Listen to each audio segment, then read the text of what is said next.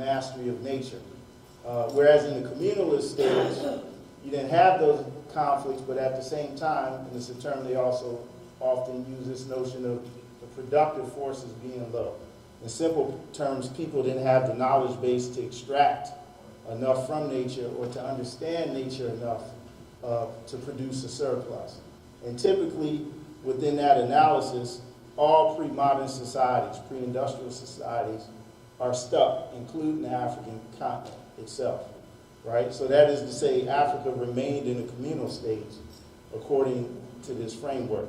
And so in the text, in the chapter on the development, you see this particular analysis.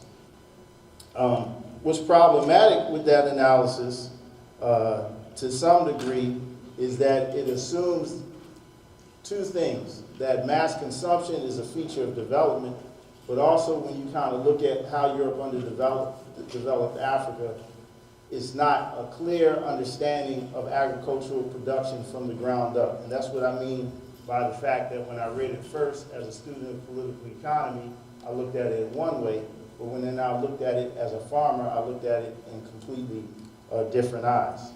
For Rodney, the African path to development did not go along the traditional Marxist trajectory. Africa remained principally within the communal stage.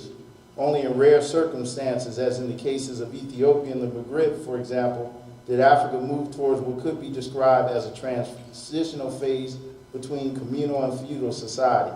This echoes Samir Amin's notion of the tributary state. From this view, a logical question emerges: what was responsible for this persistent break to developing towards the feudal mode?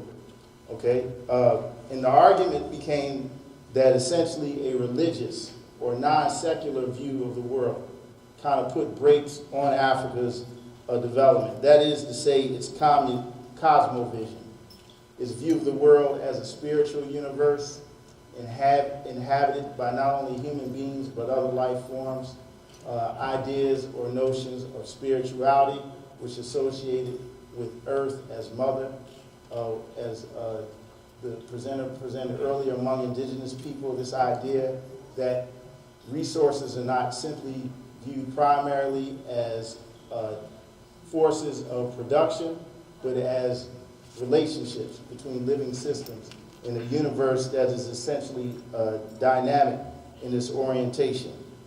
According to Rodney, although pre-colonial agriculture's knowledge remained behind developments taking place in Asia and Europe, its manufacturing capacity was on par and in many cases more advanced than other areas in Europe.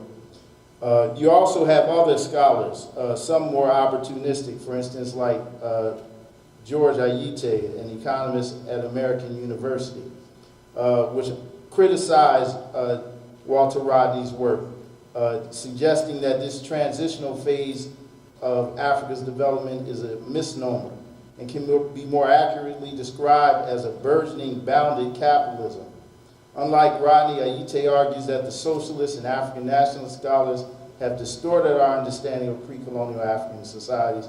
In particular, the conception of a communal Africa is problematic. Pre-colonial Africa's free market system was bounded because the pursuit of wealth occurred within the context of certain social or religious boundaries. In religious terms, this was associated with the idea that the land was sacred, that the true landowners were the ancestors. In social terms, it was taboo for an individual to pursue prosperity at the expense of injury to one's kinsmen.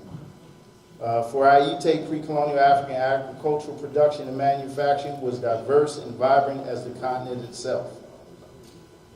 Market activity produced a number of social and economic benefits.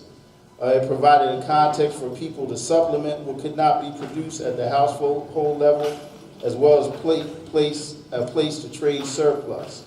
It served as a medium for social and political exchange as well. It also functioned as an integrative force that encouraged sharing on multiple levels. What I found, though, that is although these two analyses, ideologically opposite of one another, to some degree can be useful, in many respects, the central weakness was an approach to understanding development in pre-colonial Africa is the modernist past penchant to consider human development absent of an ecological analysis. As we argued earlier in this discussion, the focus most often remains on the economy or the social relationships in the process of production to the exclusion of humanity's relationship to the natural world. That is to say, human socio-historical development is extracted out of the Earth's history and its predetermined ecological processes. Vandana Shiva. Vandana Shiva, a noted physicist and activist in India, wrote an interesting book called Earth Democracy, where she argued that we had to expand our conversation about how we categorize economies. This traditional dichotomy between socialism and capitalism was essentially insufficient. She argued for a more ecologically centered approach to, like an anthropology of economies, if you will. She talked about the idea of a natural economy, a sustenance economy, a market economy, and an industrial economy. The natural economy essentially being an economy where resources, the hydrological cycles of the earth, the reproduction of forest systems, and plant and animal life continue to reproduce themselves outside of the context of human economies, within the context of the sustenance economy. And we don't want to confuse that with the idea of subsistence, the notion that people are kind of grinding out day-to-day work in a laborious manner just to produce enough for their survival. Her argument would be that sustenance is essentially a human economy rooted in the local ecology, using local labor, local or indigenous knowledge, and local resources to provide for that particular community's basic needs. And it does produce surplus, which then evolves to what she would describe as the market. Market economies are what we typically view a farmer's market as.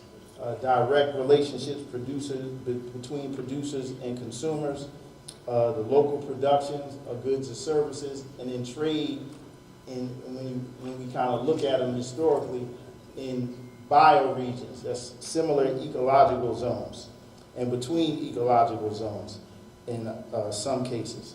Then we have the fourth economy, which we typically associate with the neoliberal economy or capitalism, but in particular industrial economies, whether they look like China or they look like the US.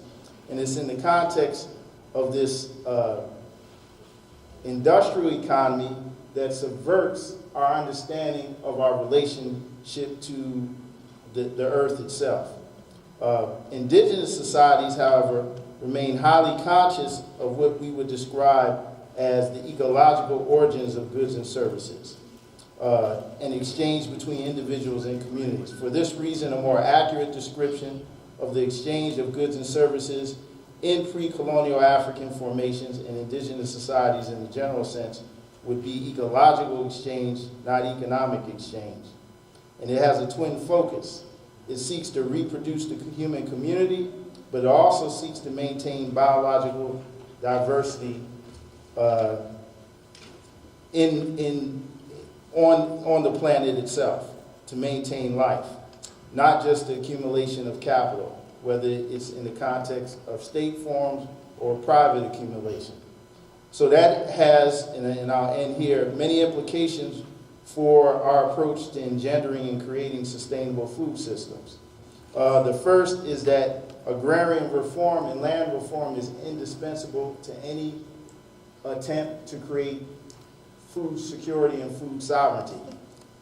Land has to be looked at as a social right and not a privilege of the few. Reconstructing the idea of the commons is absolutely necessary.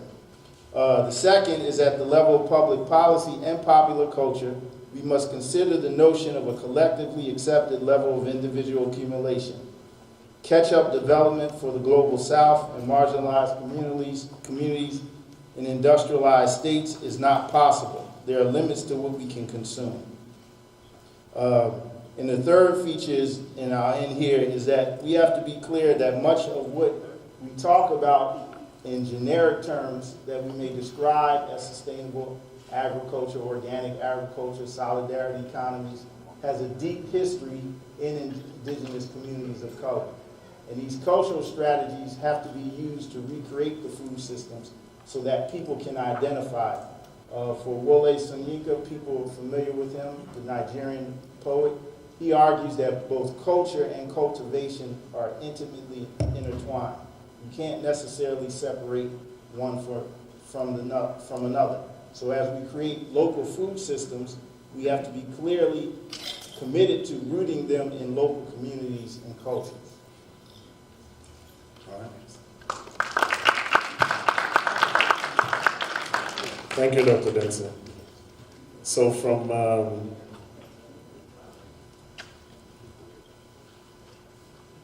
vulnerabilities to economic development philosophies, I guess now it's time to evolve to an agenda for change, sustainable food systems and food policy. I welcome Dr. Linda Johnson from Fort Valley State University to present.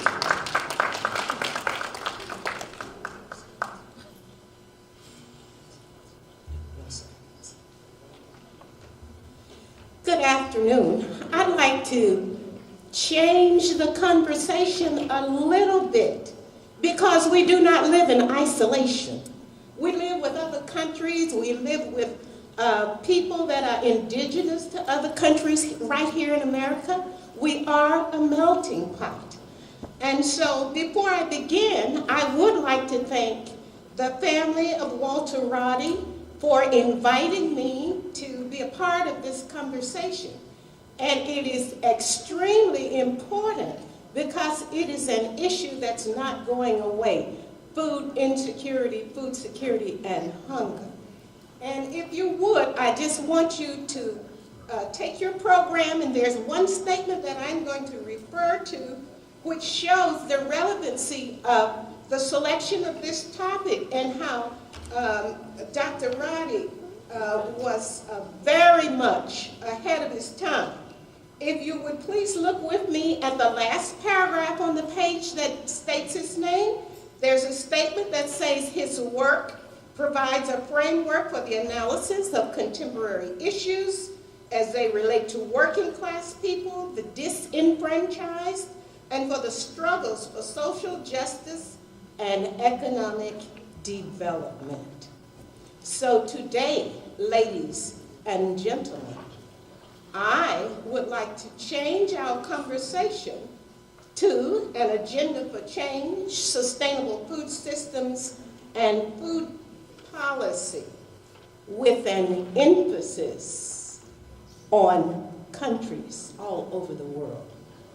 Before I begin this conversation, I would like to frame it with millennial goals and other goals that other organizations have worked together with the United Nations to create, to serve as a barometer as to where we are in terms of eradicating hunger, why it's important, and then to share with you what some of the progress has been, and then some of the things that we really need to work on. There are 3 sets of goals that I want to bring to your attention, and I'm going to be very brief in talking about these goals, but they are extremely important. In